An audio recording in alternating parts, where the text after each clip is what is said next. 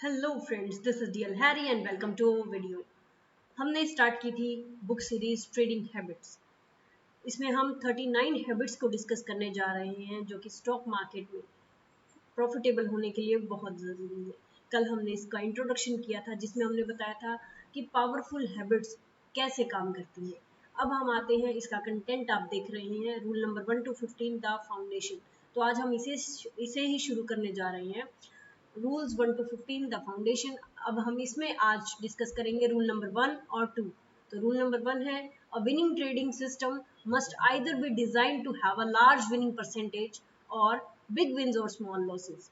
एक winning trading system क्या होता है, उसको इस तरीके से डिजाइन किया जाता है कि आपका विनिंग परसेंटेज बहुत बड़ा रहे, या जब भी आप प्रॉफिटेबल हो तो आप बहुत बड़ा प्रॉफिट अर्न करें, अगर आप लॉस करें तो बहुत स्मॉल लॉस करें।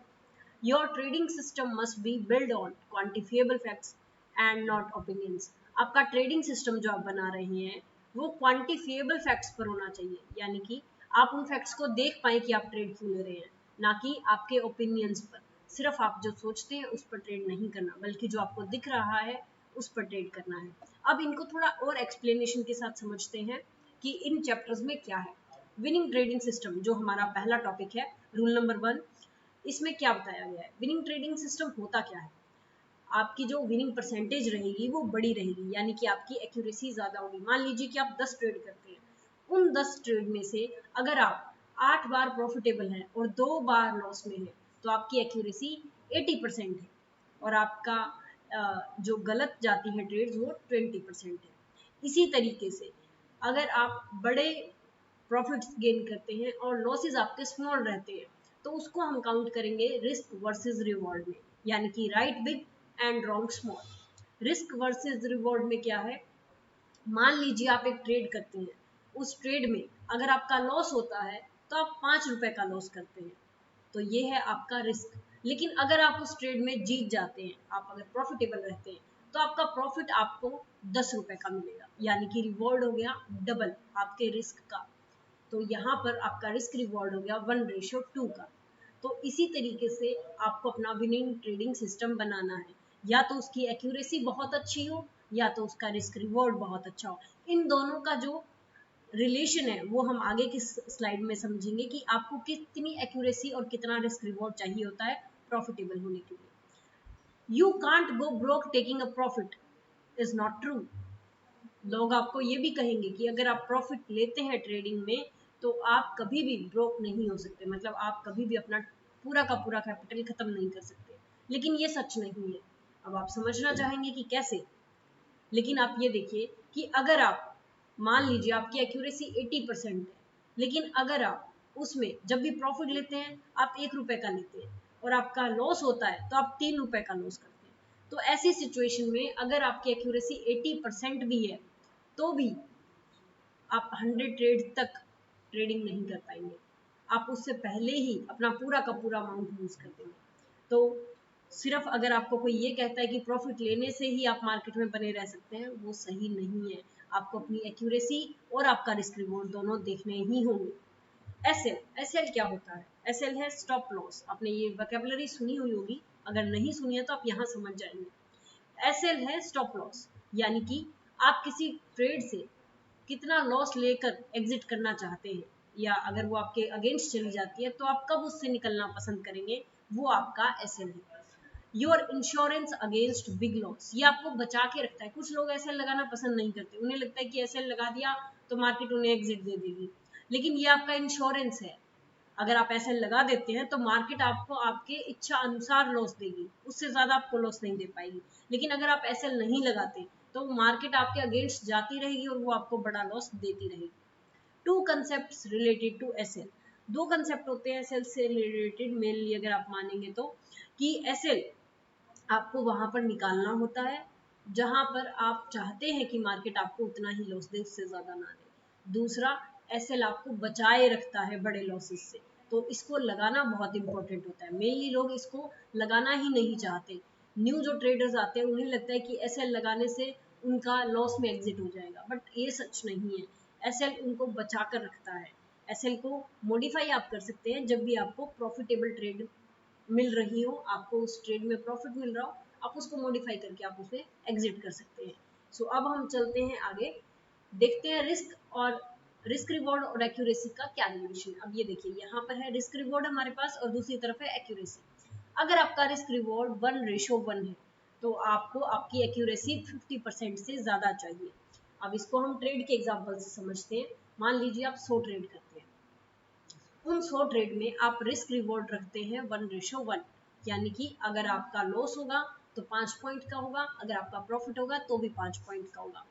तो ऐसे में अगर आपकी एक्यूरेसी सिर्फ 50% है तो आप कोस्ट टू कोस्ट रहेंगे, लेकिन ट्रेडिंग में ऐसा कोस्ट टू कोस्ट भी नहीं कह सकते, क्योंकि आप अपनी ब्रोकरेज चार्जेस भी भर रहे हैं, आप एक्स्ट्रा चार्जेस भी दे रहे हैं, तो आप लॉस में होंगे। यानी कि 50 ट्रेड आपकी चली और 50 ट्रेड आपकी नहीं चली, और आप एक्स्ट्रा चार्जेस भरने के बाद लॉस में रहेंगे।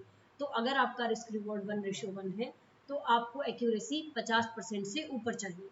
अगर आपका 1:2 है रिस्क रिवॉर्ड, यानी कि आप जब भी लॉस करेंगे तो 5 पॉइंट का करेंगे, आप अगर विन करेंगे तो आप 10 पॉइंट का करेंगे। तो ऐसे में आपको एक्यूरेसी सिर्फ 33% से ज़्यादा चाहिए। यानी कि अगर आप 100 ट्रेड करते हैं और आप 35 बार सही रहते हैं, लेकिन आपका रिस्क रिवॉर्ड 1:2 है, तो भी आप प्रॉफिटेबल हैं। आगे अगर बढ़े 1:3, आप अगर लूज करते हैं 5 पॉइंट लूज करते हैं, आप अगर विन करते हैं तो आप 15 पॉइंट विन करते हैं, तो आपका रिस्क रिवॉर्ड 1:3 हो गया। ऐसे में आपको सिर्फ 25% से ज़्यादा की एक्यूरेसी चाहिए, यानी कि आपको 100 में से सिर्फ 26 या 27 ट्रेड भी आपकी अगर चल जाती है तो भी आप प्रॉफिटेबल होंगे। इसी तरीके से अगर आपका रिस्क रिवॉर्ड 1:5 है, यानी कि आप लूज करेंगे 5 पॉइंट और कमाएंगे 25 पॉइंट, तो ऐसे में सिर्फ 17% एक्यूरेसी ही काफ़ी है।